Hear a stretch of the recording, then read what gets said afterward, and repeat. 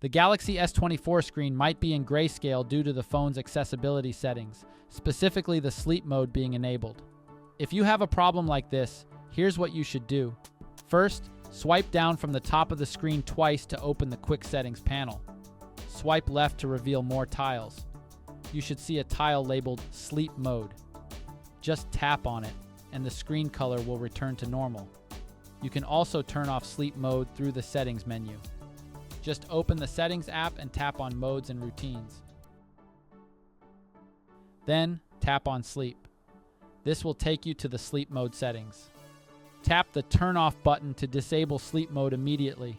In most cases, doing this is enough to retain the color of your phone's display.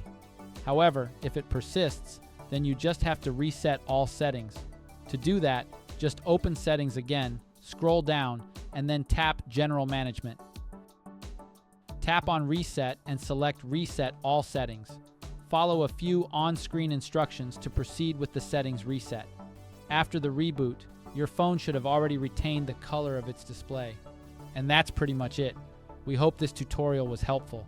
Thanks for watching, and don't forget to subscribe to our channel for more tips and tricks.